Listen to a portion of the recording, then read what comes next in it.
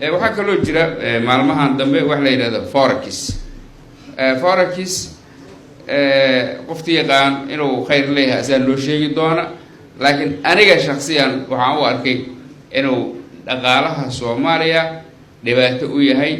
yacni dad meelo kale ka soo abaabulay shirqoolna inay leeyihiin aniga aragtidayda waa sidaas dowladda Soomaaliya runtii waa ka fariisatay marka laga hadlayo lacag bangiga dhexe dowladda oo wakiil bangiga dhexena arintaas wuu joojiyay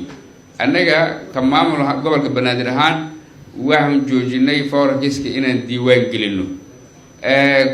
kuwa hore loo diiwaan geliyay haday jiraanna ayada yacni su'aalaheeda iyo ahwaalaadkeeda xaalad dib u eegis aan ku sameynayna sidaa darteed Forex-ka aniga inta aan ka fahamsana waxa waa khiyaano aan dadka fahmi karin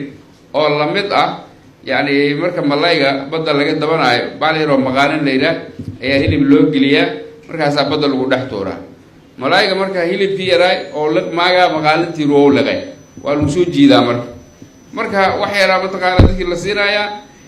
حوائر مركب لسيو أو لو شو مشان فايدو بدل ما قا إتلا بنكسلا أمل ما قا وسوق هذا ماشو أو شبا لكن ما هو عد ضمير أوجا مجرته ضمانة مجرته هذا ضمانة جرته ويجرتا سدا تاي إن نليره وأوباهنا حيا لنا مسؤولنا نجس دتكان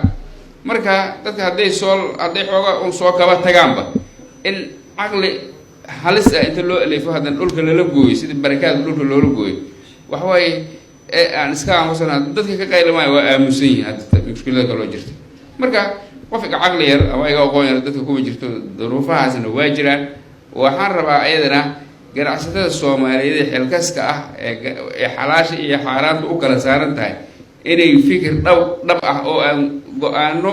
aan ku dhiirino ay ka soo baxaan inay lagu beeriyaan